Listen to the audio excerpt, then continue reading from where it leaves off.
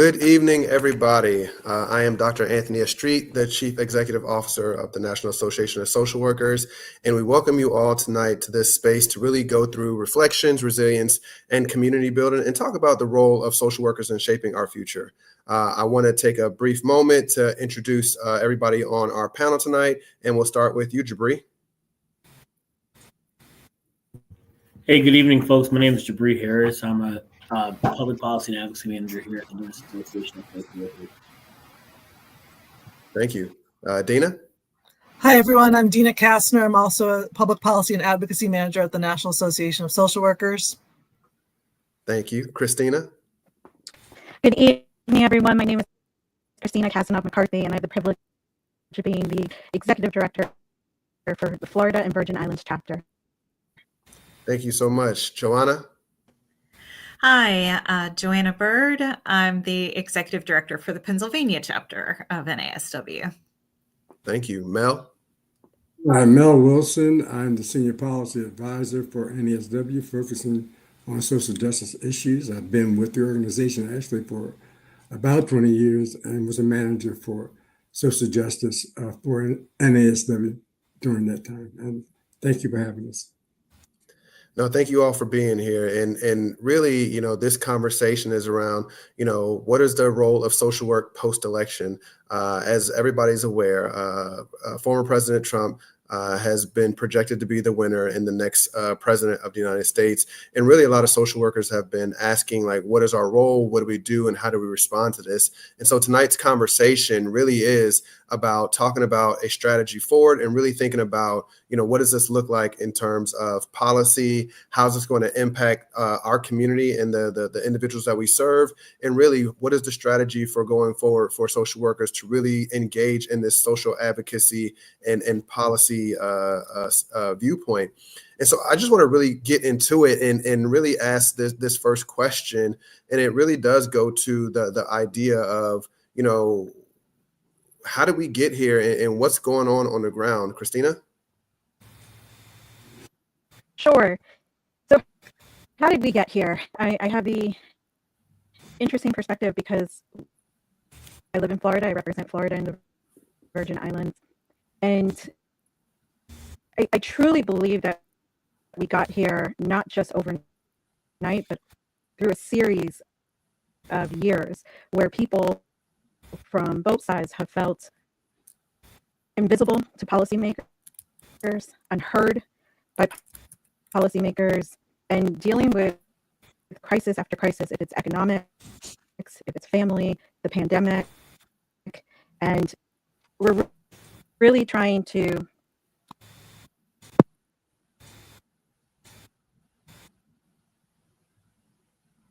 Hey, Christina, wait, you're going in and out. I can't hear you. Can you hear me now? It's still going in and out. Okay. I'm going to ask you all to please go on to the next one. All right, so we'll go ahead to Joanna and we'll come back to you. Go ahead, Joanna. Hi, sure. I can pick up where Christina left off. Just knowing that, that it has been something that has been progressing over these last 8 to 10 years, with people struggling with different challenges. I know there's a lot of compulsion at this moment to seek answers and to, find an easy cause. I mean, some of the things that I've seen online have been like, oh, the campaign made a mistake by not going on one particular podcast, or we should have, but this really was an unprecedented situation. The Harris campaign only had 107 days to do the entire campaign from start to finish. And in that time, they managed to take the difference on who do you trust in the economy from like a 40-point difference to like a 4-point difference, which is just an incredible accomplishment. It also made some differences on like the Harris campaign had more Harris got better points on likability. Harris got better points on, which candidate do you think is too extreme? That was more likely to be Trump than Harris. But when it came to who do you think will make the necessary change? Trump won that by quite a bit. And that, I think that speaks to us, that speaks to, deeper conversations about where the country is headed. There are some, movements towards authoritarianism that may be, we know that's, that some people disagree with that assessment, but we also know that that's, certainly part of the movement. So we are going to have to wrestle with those deeper questions. Not that it says anything in particular about any one voter, but it does speak to the larger issues, and we know that a lot of people are afraid right now. A lot of vulnerable populations are afraid, and that's something we're going to have to address as well. No, thank you for that. And I think the reality of the situation is, there were a lot of feelings, right? If you're going on social media and you saw a lot of reactions, like people were hurt, they were anxious, and really, just in a place of fear, right? And I think that part of this is really understanding like what is to come next. So I really do want to, invite everybody that's online with us to really share in the chat, your initial reactions, where you're feeling, how are you doing today, and really, build this community online for us to really have this conversation. But I do want to go to the policy team and really, hear from you, your initial reactions. We've been working on this campaign, or really been working on getting social workers to understand that social work is political, and even went as far as to endorsing the Harris Walz campaign through our PACE. So I really do want to go to the policy team and just get your initial reactions. Jabri? My initial reactions of the night, realistically, I was disillusioned and disappointed, but not surprised. It's, being on the ground and hearing from folks, and I believe Christina tried to lay this out for us, but a lot of people just felt invisible and unheard. But the sheer fact is 84 million people voted in 2020 for Joe Biden. 66 million people voted in 2024 for Kamala Harris. Donald Trump sustained the 76 million folks that voted for him. Folks just didn't show up. But as I watched Kamala Harris do the thing that leaders do, go with pride and dignity to the stage and admit that she lost and concede the election and commit herself to the smooth transition of power. I'm a Howard alum, so I was reminding of the words of Zora Neale Hurston, that said, if you're silent about your pain, they'll kill you and say you enjoyed it. And I remember every moment of that first Trump presidency.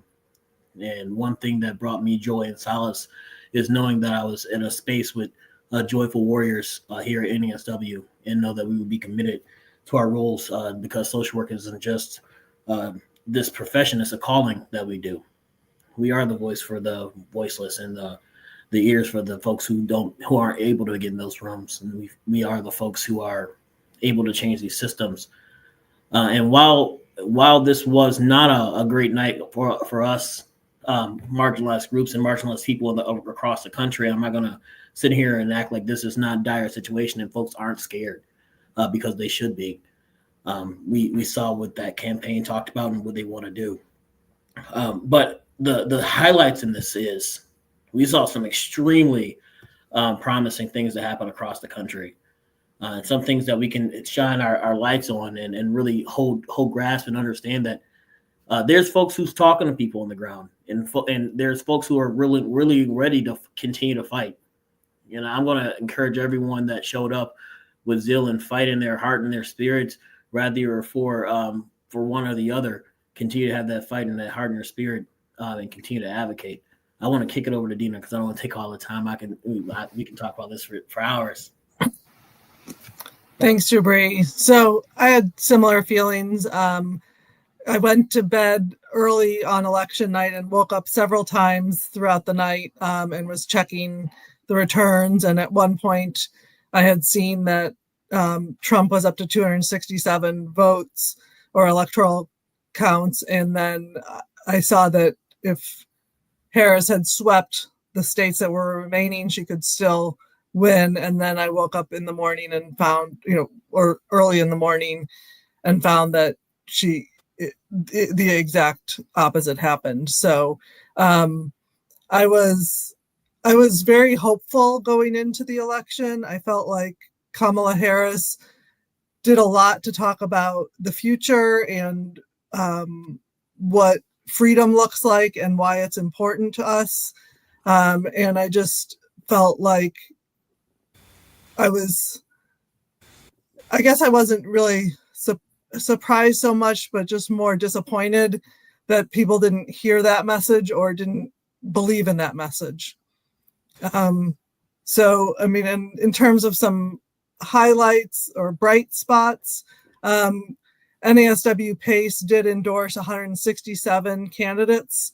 And we had so far we have 130 wins, which is 77.8%, 17 losses, which is 10.1%, and 20 that were not yet called as of 5:00 this evening. And that's 11.9%. So we still had a lot of wins across the country. And then just a couple of highlights. 2 social work members of Congress did win their reelection. That was Representative Hillary Scholten from Michigan and Representative Sylvia Garcia from Texas. And then we also had Senate wins on our endorsed candidates in both Michigan and Wisconsin. And one last thing I wanted to mention is that for the first time, we'll have 2 African-American women in the Senate, thanks to the wins by Angela Alsobrooks in Maryland and Lisa Blunt Rochester in Delaware.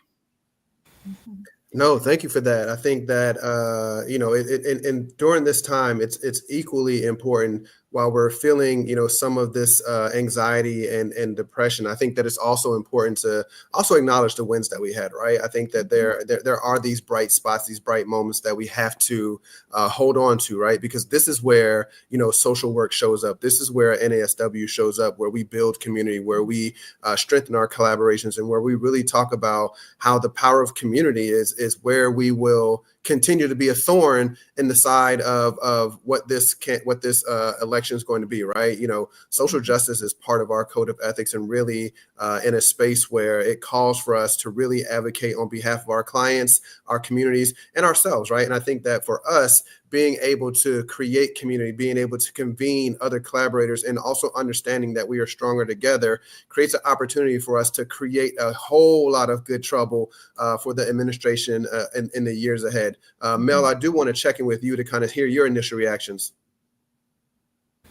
My initial reaction, I guess there's 2 things. The initial reaction and the impact that I know that's going to happen as the administration gets in place. My initial reaction was that I was clearly disappointed and clearly saddened by it, but not unexpected. I think our country has been in a place where there's been great division and there's been movements, and Trump tapped into some of what I consider some of the ugly part of our country, where there is a feeling that there are groups, there's a racial divide, there's issues around gender, all those things. I think that came out, and that's not positive to me. And I do really believe that certainly has a chance of being greatly deepened if the Trump administration goes in the path that it has talked about going. So I love what everybody said. I know there was some good stuff that came out of it, but the disappointment was that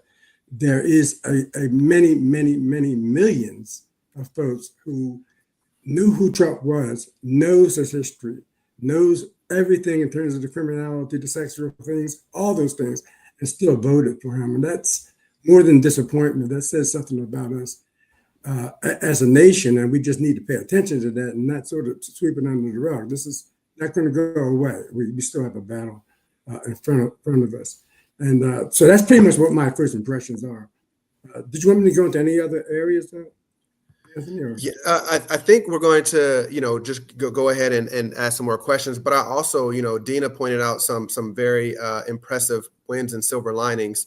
And I also want to point out that we also were able to elect our first trans woman to Congress, Sarah McBride from Delaware, which I think, does speak to, just turning tide of where we are as a society. And make no mistake about it, right? While over half the country did vote for former President Trump, there are several millions of people that are voting for progress and change. And that is where we build our community. That is where we build this area of space to really engage and continue this fight forward, right?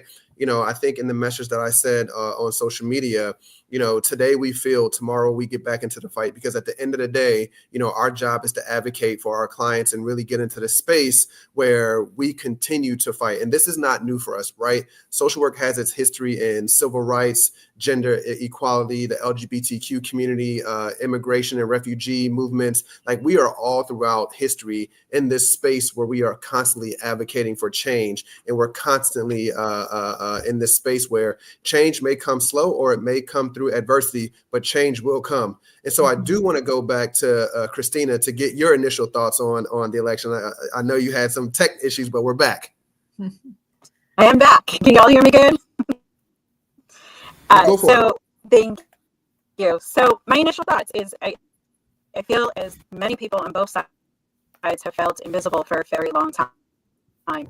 And that has caused so much concern about me and what's going to be best for me and my family and so on and so forth, that we almost have lost what has made this country so beautiful, is helping each other. And I'll give you a really great example of that.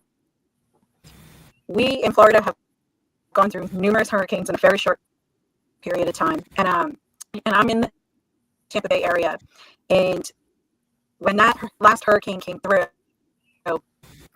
I went outside and neighbors from all over the place were still helping us. And it was beautiful. And I think when we can put aside these constant political divides, we can get there. But how do we do that? It is being able to find a way to keep advocating. And it seems so challenging at this moment. And it seems so difficult at this moment. But that's what we have been built to do as social workers. We are advocates. We naturally know how to bring people to the table. We naturally know how to make people feel included. And it feels painful at this moment, but we can't forget what we are good at. And that is finding each other, connecting with each other, helping each other. And if you are saying today, well, I feel so depleted and I feel as if there is nothing to fight for, there is always something to fight for. That's why we got into the job that we did. So even though I'm in a red state and it looks really gloomy, I know that tomorrow I can make a difference. Even if that's talking to someone and saying to them, I hear you, your feelings are valid. I understand that. And that's why I'm here every day advocating on your behalf. If that is now saying, well, I'm going to use my voice and write an op-ed in my newspaper and tell them this is why this is impacting our community. There are ways that we can still make a difference. There are ways that we can still make change, even in the smallest action of doing something like this tonight and joining our community tonight and validating that there are people all over this great country that are willing to learn and put in the work. Mm-hmm. No, thank you for that. And I think, you bring a good point, right? I think that, tonight is all about community, really creating a space where we can strategize and think about, what's to come ahead, right? And so there's we talked about some of our wins, but really, I really want to acknowledge, some of the fears, right? We've seen that, on day one, The press secretary said that they are going to implement mass deportation. And so I want to turn it over to Mel Wilson for a little bit to really talk about what does that look like, and how does that impact, and what can social workers do, right? You know, social workers have been in this space of immigration and working with different displaced populations for a long time. So how do we begin to hedge against that, right? How do we begin to create barriers so that individuals are not deported, and what does that look like for the economy overall? This is a extremely serious policy and program that President Trump and his administration has committed to. This is a day one priority for them. And what I have to do, I can read for some bullets, and it's important to know some of these numbers. We're talking about deporting and beginning right away to deport upwards to 15 million people. That's a lot of folks, 15 million people. 11.5 million of them are folks who are not considered, they are undocumented. But have been in this country for a while. Individuals almost can't be measured. But the logistics, the actual being able to move 15 million people from their homes or wherever they're at, rounding them up and putting them in detention when we don't have adequate detention space for the individuals that we have now. They would have to build out detention space to do this. And the whole issue of what would that look like, and issue of loss of due process, where the courts are not going to be positioned to really process folks, and so folks will be deported without having really a chance to prove their case. So this is something that has a lot of implications. And I want to skip around a little bit. You mentioned about the economy. There's a tremendous impact on the economy. I think there's a number out there about $3 billion over 10 years, about $30 billion to start it up. The other part of that economy is loss of jobs of individuals who are being deported, and the impact on their families, and the support that those folks who are here, who have been working here for years and years, and taking them out of the economy, is going to have that overall impact around job loss, around lack of productivity, all those things. And it's going to affect you and I. This is not an isolated thing. And I won't say just on 15 million, but it's not isolated to that group. It's a part of our whole country. And the piece that is really disturbing on this policy is the impact on mixed status families. And I know you all probably know what that is, but I'll just repeat it. This is a family that lives together where at least one person is a citizen of the United States, and one or more persons are not citizens of the United States, but they live in the same household, usually parents and children. And the way it is now, that if that program gets initiated, there is the whole issue of family separation that is unavoidable, absolutely unavoidable. And if you all recall, maybe 4 or 5 years ago, when we dealt with the issue of family separation, it was tragic. And that we're talking about going back into that situation and going back to detention.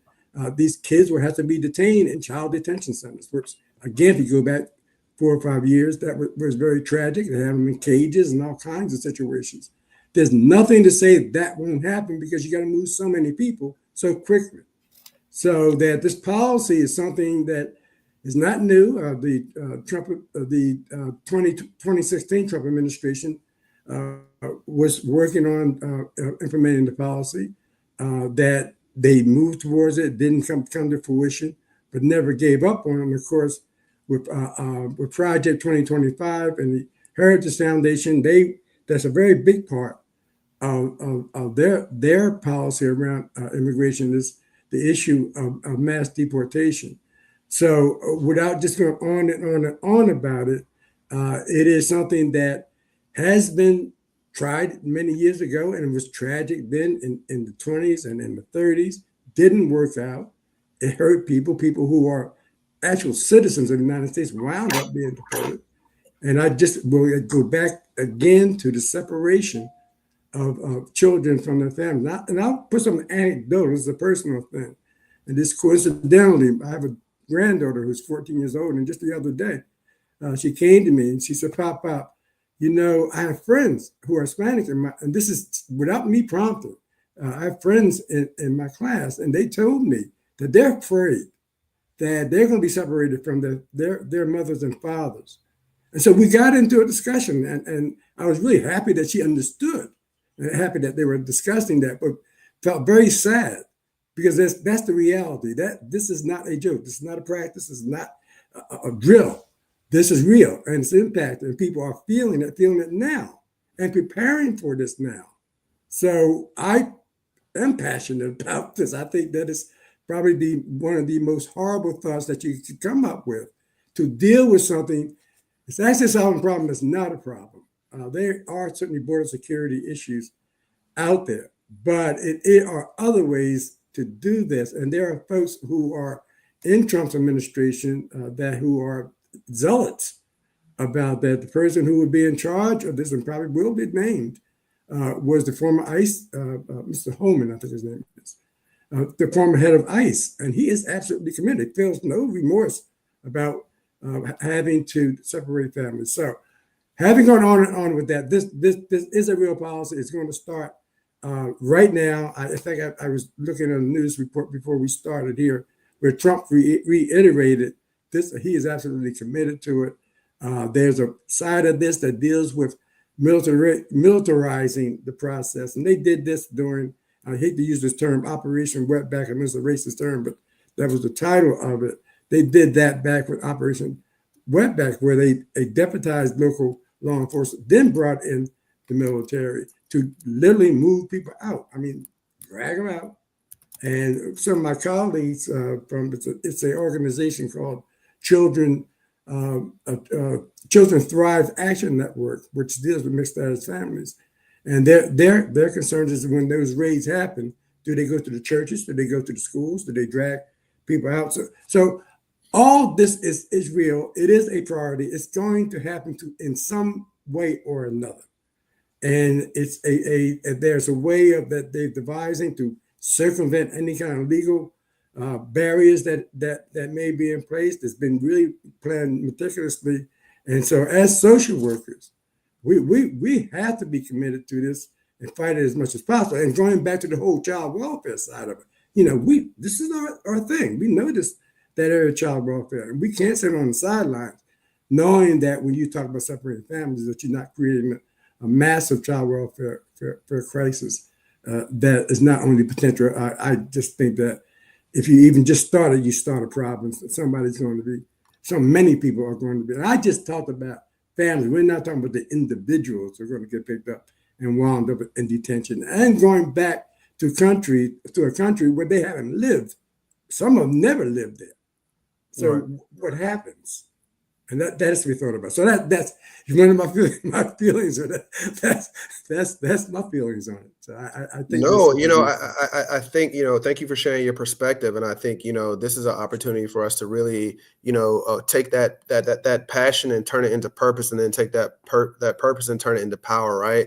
So really, I don't want us to be all doom and gloom. What I really want us to do is really start talking about what are the strategies for organizing. So I'm going to ask each of you, what do you plan on doing to help organize your communities, to organize your states, and really organize social workers as we start to think about how do we engage in this social justice process. And then I will make sure I answer last to really talk about what we're going to do from an NASW standpoint. So I'll start with Jabri. Yeah, I think in terms when we start thinking about organizing, especially in this time, we've got to rise up. We got to speak out and show what it truly means to advocate for justice, dignity, and we're a world where everyone's voices matter. This is our time to show how social work advocates. It's our moment to demonstrate social justice isn't an option, but a necessity, realistically, folks. We're not just bystanders on the journey. We're champions of change. And every time we speak up, organize, and demand action, reaffirm our values of humanity, equity, compassion, and that drives our profession. The thing is, in this space, in this time, I think we're up to the task. It may be bleak right now. It may feel really sad. You want to channel that. Don't let anyone else tell your story for you. Like, we got to speak up and use our voices. And the folks who don't have their voices, we got to lend ourself and our agency to make sure that their voices are heard. A lot of people didn't show up to vote for whatever reason it was for them. But the folks who are going to feel the brunt end of this, of whatever this presidency looks like, whatever this next administration looks like, we have to be there to speak up and make sure that we are organizing and giving folks a political home and an organizing home. Because if you're disillusioned and disenchanted by this process right now, this is why we're here right now. This is what we're here to come together to build community. Build communities, sustainable communities that can take care of each other regardless of a presidential election. We're going to have one in 4 more years, folks. We're going to have midterms. They're going in the blink of an eye. There's gubernatorial elections happening next year. But the important thing is us coming together as a community and being able to hold each other down. Just like we talked about in this call throughout the night, being able to come together and look at each other in the eye and see each other for the humanity that we have. And so when Mel's grandkids are coming home, they're talking about how great their day was, not about the fears that their seatmates are having with their families. Our job is to heal in this space, to create healing spaces, to gather folks to facilitate community conversations. If you want to know why your neighbor voted the way they did or why they didn't show up, open up your home to have that conversation. Meet people where they are, and trust that they want to get to wherever you want to get to, and give them the benefit of the doubt. Have those conversations. Build community in these spaces. Advocacy starts with us having these conversations. And if we don't know who we're talking to or who we're talking on behalf of, we can't advocate in the first place. So it starts with us building community and folks being able to trust us and be comfortable enough to say, hey, this is where I am. This is how I feel. How can we find compromise? No, thank you for that. And I think you're spot on, right? You know, when we think about how we got here, right? You know, I can think back to during COVID when we weren't able to communicate and connect, right? And so part of this is really leading with compassion, being able to have these critical conversations and inviting people in. I think, you know, as a result of COVID and isolation and all that, like we've stopped having these conversations that are critical and near and dear to how we solve issues every day, right? We've seen it in our work setting. We've seen it in our community settings where, you know, people just tend to be like, I don't want to hear you anymore. I'm going to go my way. I'm going to believe what I believe. And that's that. I think that as we get into these spaces of really thinking about, you know, how do we move the needle on this? How do we begin to find a middle ground? I think it is having these conversations and inviting people in to understand their perspective as well as share our perspectives. I do want to just, you know, again, reiterate, you know, in the social work space, as we're convening and as we're collaborating and building stronger collaborations, that we have to do it from a space of compassion. Right. And really, you know, understanding these organizations, these individuals, and really, you know, understanding like how we got here. Joanna, I want to hear from you. All right. Thank you.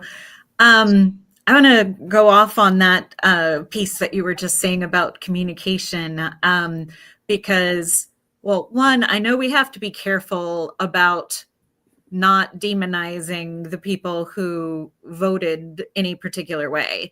And yet we also have to hold space for the people who, you know, genuinely feel personally afraid because of the election results, and that those two things can exist in the same space, that people are harmed by this election, and also that people may have voted very well intentioned for something that they thought would create a better community, without necessarily holding malice towards those other folks in their heart. So I think finding ways to bridge that communication gap.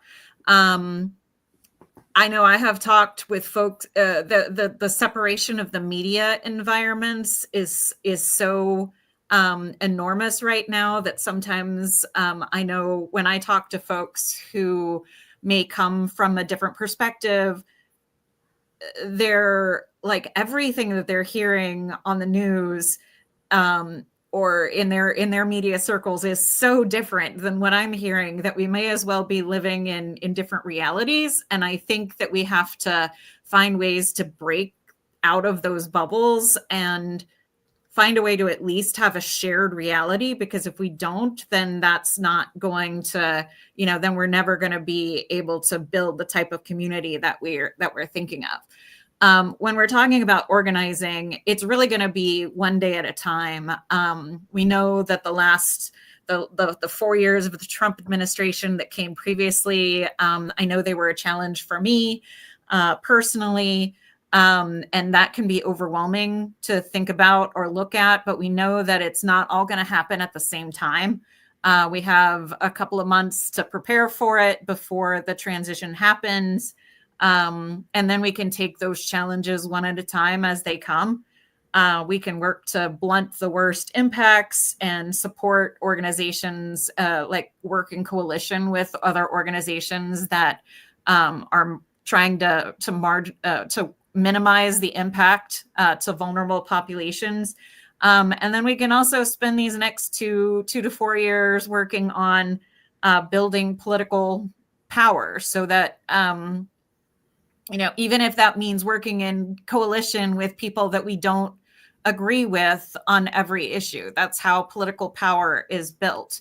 I did want to say, while we're talking about that, and something that's a little bit more hopeful, that I learned something today that in the battleground states, the difference between 2020 and 2024 was 1.6 points under. But in the non-battleground states, it was 3.9 points under. So all of the organizing that we did, all of the doors that we knocked and the campaigning that we did, or, for those of us from those battleground states, all of the ads that we had to see, et cetera, they were all effective. It worked. It moved the needle like 2.3 points. It's just a question of, where we were overall as a country. And like we said, those people who chose to stay home. But I think it's important for us to know that organizing does work.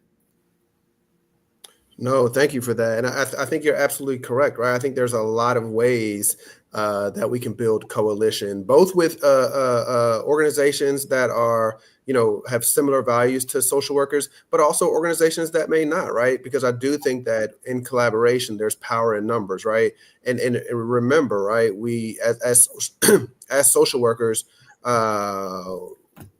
really, we have to look at, what is our role as an individual, but also what is our role in terms of engaging in policy and legislative action, right? How do we get those policies to change, or how do we get our policies to across the finish line, right? And really understanding that it really is an incremental process. It doesn't happen as fast as we would like to, but at the same time, it's something that we have to continue on. Dina, I do want to come to you to kind of hear more about, what are your plans of organizing, and really how can social workers get involved and advocate?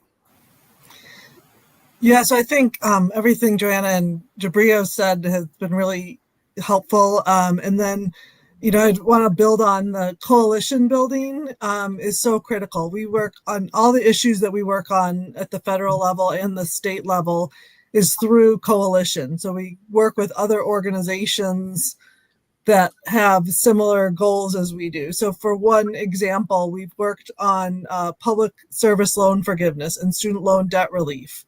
And we've had a lot of successes during this administration in terms of getting people who applied for public service loan forgiveness to actually get the relief that they were entitled to.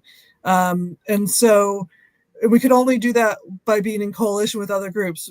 Just NASW and social workers talking about it isn't enough. We need to work in coordination with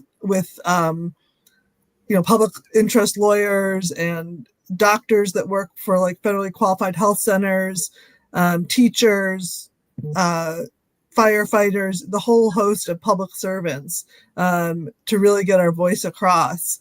And I think coalition building is really important. I also think that we need to develop relationships with our elected officials, no matter who they are, no matter what side of the aisle they're on.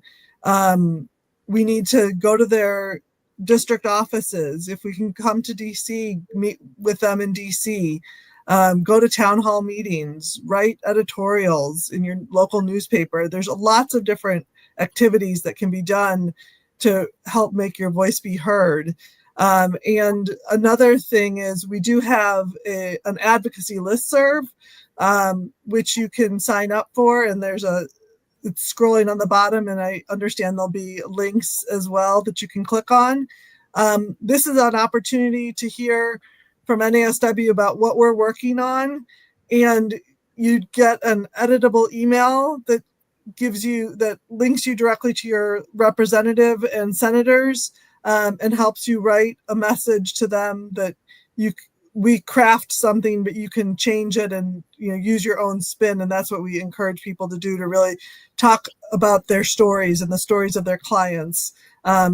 Social workers are amazing advocates at the individual level and at the societal level, and just really using our power and our voice for ourselves and for our clients, and helping our clients use their voices individually as well, if that's something that you can do with your population that you work with. And one last thing I want to say is that, social workers deal with complex problems all the time. This is where we thrive, is working on problems that seem intractable. And so this is at the policy level, it's just another thing that we're good at doing, and we need to make sure that we're working together with other social workers and with other coalition partners to really make our voices heard and impact what's going to happen over the next 4 years. No, thank you. And so I know that there were some questions in the chat, and so Mel, I really want to ask. People are asking, like, what will we do about mass deportation and separation? And so from my standpoint, I think that social workers will have to answer the call. We will have to go into detention centers. We will have to engage with students in schools and education. We'll have to work with the families to help bring some reunification in that space, but really, again, advocate. But I really want to hear from you, Mel, like what can social workers do to help children separated from families?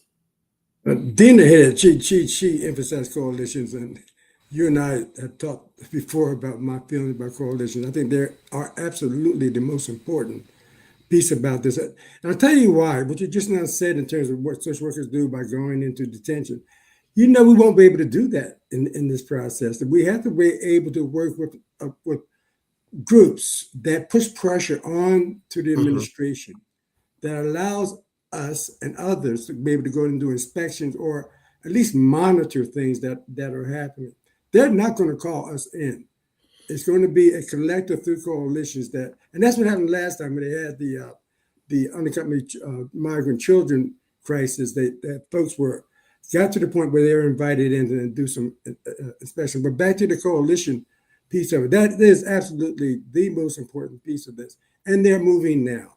We talked about the Leadership Conference for Civil and Human Rights. There's the immigration hub, it's called Amigos, also doing a yeoman's job. They all are meeting. In fact, there were about 3 or 4 meetings just today, for these huge coalitions dealing with this issue of mass deportation, coming up with plans. Person from the ACLU made a great presentation about what he said they've been planning legal action on every aspect of this months ago. Once they first heard it, they began organizing, figuring out what things they could challenge to put a stop to it. So that coalition model, and we are partners. We NASW are already partners with them. We're part of that process already, and so we just need to, as much as possible, really have our presence, be there as an organization, as a national organization, to express our voice and also participate very directly in that process by joining working groups or writing papers or doing something. But I think on mass deportation is such a huge thing. It is going to wind up, a lot of us are going to be winding up in the courts, and we could be supportive of those actions. But there's going to be social actions, causal actions that we're doing now, and expectations that on the local levels with our chapters, because there are coalitions at the state level, for us to participate in that. And then the idea is just keep on putting pressure. The train is not the station on mass deportation. We can slow it down, and that's the idea, is to slow it down and certainly mitigate any of the major harms. Again, what Dina said was the hit the nail on the head. It really has to be working within the coalition context. No, thank you for that. And Jabri, real quick.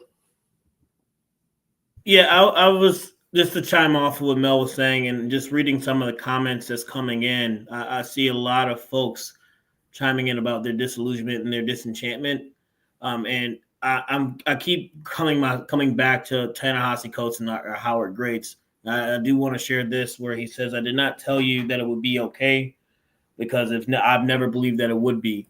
What I told you is what your grandparents tried to tell me. This is your country. This is your world. This is your body, and you must find a way to live within it." And when he said that comes from between the world and me, and when he says that it means we're the champions of our own destiny. Right now, it looks bleak, and what we're telling you, it may seem disenchanting, but the power is we got each other in this space. And I know we see that coming through in the comments, that folks are just afraid and scared right now. This is just our reality, and we got each other in this space. But I'll give it back to you, Dr. Estreet. Thank you. And Christine, I'm going to hop over to you. What can social workers do to get involved and advocate? So I want to go back to what Mel, and maybe it wasn't Mel, but somebody on the panel had said earlier, which is the statistics of how many people showed up last election in 2020 and how many showed up in 2024. And there is a significant difference. I think what we need to be doing is having a 365-day conversation about why your vote is important. And when people tell us, well, it doesn't matter, it does. It does. We all feel it today, why it matters.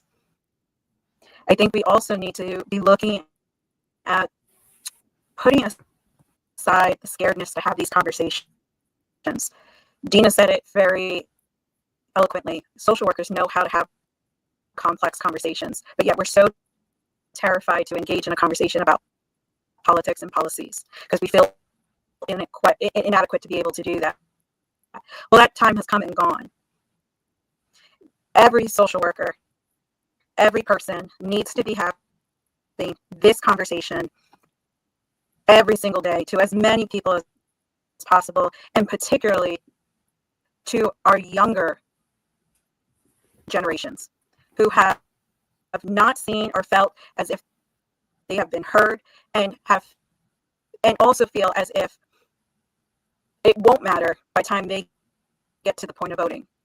So we need to be having constant conversations with our friends, with our families, with our children, with our neighbors, all across. And then the other component that we need to do is we need to have relationships with our elected officials. They spend so much more time looking at who is voting and who is coming out. And if we care, and it's not enough to come out every 4 years in a general election, we need to come out during midterms. We need to be going into their offices. We need to be going to town halls.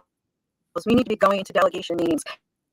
Any chance that we can say we are a social worker who is paying attention to the decisions that you are making, we need to be in that space. So it begins with finding your voice. Let us help you find ways to educate yourself in these topics, and let us be able to help you find a way to do that. No, thank you. And so, I think the the prevailing notion is that we have to go back to the basics, right? We have to build community. We have to lead with compassion. We have to provide more education and really have these critical conversations. You know, some of the comments that have been coming in is really, you know, interesting. And people are asking, like, how do you deal with social workers that may have voted for Trump or that may, you know, believe in the policies that Trump pull forward? I think it's by having these conversations. Make no mistake about it. We are all human and we are all going to vote the way that, you know, whatever our values are. At the same time, like, we also have an ethical responsibility in social work to abide by our code of ethics, and really having a conversation and understanding how that person understands their social work values, how that person understands their commitment to the code of ethics, and really having these conversations about how do we move forward. Because I think the reality of the situation in this position of CEO, I've come across quite a bit of conservative social workers, and really, you know, their perspective is that, you know, they are doing what they feel right in terms of the social work code of ethics. And I think those are the conversations that we have to have. You know, I don't want to sit here and encourage us to not have these conversations or to not engage with social workers because they have conservative beliefs, because the reality of the situation is we have a whole country that has conservative beliefs, and we still have to have these conversations. Our clients show up with conservative beliefs, and we have to have these conversations. Our families show up with conservative beliefs, and we have to have these conversations. So we have to be in a space where we are able to listen just as much as we want them to listen to us, right? And the more that we create spaces for these conversations, these critical conversations, and really understand where people's perspectives are. Because again, you know, I think it's important to also understand that, you know, going back to the stats, there are over 15 million people that did not vote this year that voted in 2020. And I think that says a lot. I think that we really have to think about, you know, how are we engaging with, you know, the communities that we serve? How are we engaging and ensuring that people understand what is happening? And really, you know, how do we ensure that their voices continue to be heard in politics and policies? How do we walk alongside communities to make sure that they don't feel disenfranchised? And I think that really is the work that lies ahead. I do want to pause real quick for a few questions. I don't know if there were any questions in the chat that we did not answer. How do we support our terrified clients? Amy, thank you so much for that question, and that comes up a lot. Our clients are feeling this as well, and we have to hold space for them while also feeling our own feelings, right? And I do believe that, you know, we're going to see more of our clients having fear and really engaging in a way that is really traumatizing to them. I had a mom come up to me today after a keynote that I did that talked about her son receiving text messages of hate following the election. And she just broke down in tears because her son said that he is leaving the state that he's in because he does not feel safe. And that is a reality, right? I think that, you know, people are living in fear for just existing, and we have to continue to fight against that. We have to find the power of community and really engage in that social justice, right? And Jabri says this all the time. You know, I think we have to move out of this space of allyship and move into that space of being a co-conspirator. How do we put ourselves on the line so that people don't have to expose themselves to the trauma of what might come? How do I use my power and my privilege to make sure that we're advocating on behalf of communities and clients that feel impacted and that they don't have a voice?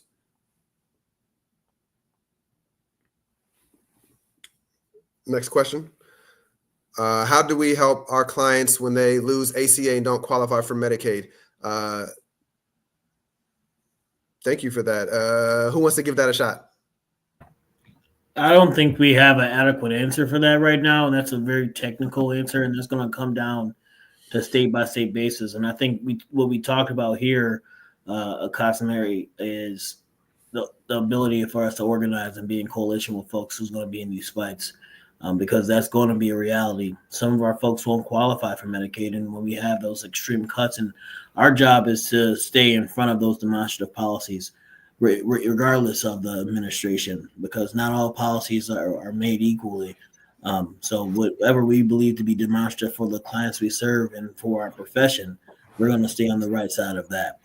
And right now, I don't think, and I'm going to kick it over to Joanne or Christina to have any answer for the state level, but that's the state level answer. And it's going to be different in every state. Yeah, I wanted to speak on that as well, primarily because, you know, of course, we've heard from we've heard from Trump as a candidate that you know, that at least some commitment to say like, oh, I want to improve the ACA or something like that. We don't necessarily we don't necessarily know what the true intentions are or what was said initially. But certainly part of our role in this is going to be at the macro level of, you know, eventually if the ACA is repealed, that's going to take a, you know, passing a bill.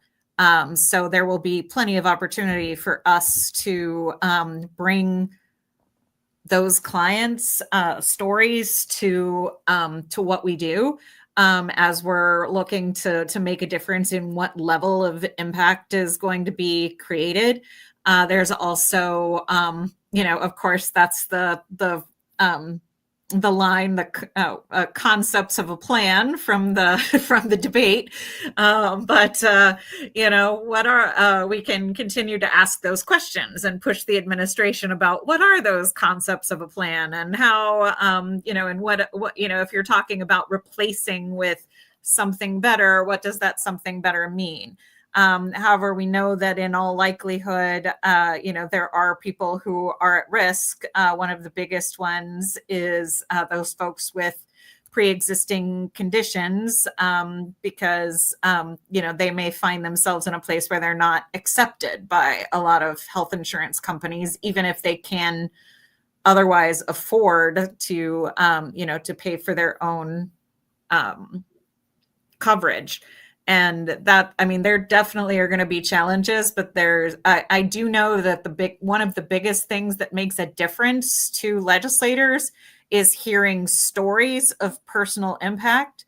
So the more that we're able to collect those stories or from our clients or empower our clients to speak for themselves about how they personally would be impacted by something like that, that very well make a difference. I know, you know, of course, we don't know what the House is going to look like yet. We're still waiting on answers of what that'll look like. If the House is held by Democrats, it does mean the ACA is safe. If it's Republican, depending on the outcome, it could end up being like close to a 50-50 split. And then if we manage to persuade just a handful of Republicans, for example, one in my state, Brian Fitzpatrick, tends to be fairly reasonable and has been a sponsor of some of NASW's bills. Then, you know, that may make a difference. So we'll what I can say is we'll kind of wait and see how all of that unfolds. Can I quickly add something to support what you were saying? That I think Speaker Johnson, they're assuming that they will win the House, and he's slipped up and said that he's going to change ACA. But that change, as I understand it, is going to be a lot around privatization of ACA. And that's not a good thing because it is going to compromise access to services. But that's the direction they're going to go. And President Trump is backing it. I don't know where it's at in moving towards that priority because they'll have the Senate and the House and the White House. They'll be pretty much able to do that through Congress and make those adjustments. So that's the thing to look for, is that movement towards privatization. No, thank you for that. And really, you know, it does boil down to this, folks. You know, right now, you know, there are a lot of feelings that people are having. And tonight was really a space to really talk about, you know, honoring those feelings and really thinking about what does the strategy lie ahead. This is not a one call, fix it all kind of thing.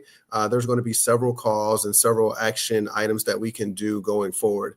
I think at the end of the day, like one of the things that I really want people to know is to really practice good self-care, to give yourself grace right now, because there's a lot to unpack and a lot of uncertainty that we are feeling from families, from friends, from community, from clients, and we really have to embrace that, right? I think the other part of it too is really, Jabri talked about this, but really inviting you all to create community with all of us and really thinking about like, what are the next steps? I think, NASW certainly has the opportunity to connect at the state level with all of our chapters. We have 54 chapters, including U.S. territories, and they're led by some wonderful EDs that are engaged at that state level. So some of this is going to be things that we can do at the federal level, but there's also going to be a lot that can be done at that state level. One of the things that we constantly always say is the closer the election is to you personally, the more it's going to impact you. So think about, social workers running for office at, your local school board, your county council or whatever, but we can be the ones that implement that change. We could be the ones to run for office, because anything that's on the ballot that we saw or that we voted for, social workers are uniquely engaged and able to respond to. So I really want us to give ourselves grace, feel what you need to feel, but tomorrow we got to get back into the fight, because at the end of the day, our clients are depending on us, our families are depending on us, we're depending on us, and really, we want to see a brighter future where there is more unity, more solidarity, more inclusion, and so we have to continue to fight. It's not going to come easy, and so we have to remain in the fight. And so I want to thank you all for coming out and just spending an hour of your time with us tonight. And really, I want you all to go in solidarity. I want you all to go with compassion and to know that our jobs as social workers is still to collaborate, is still to lead with compassion, and we will be up for the fight for this tomorrow. So thank you all and have a great evening.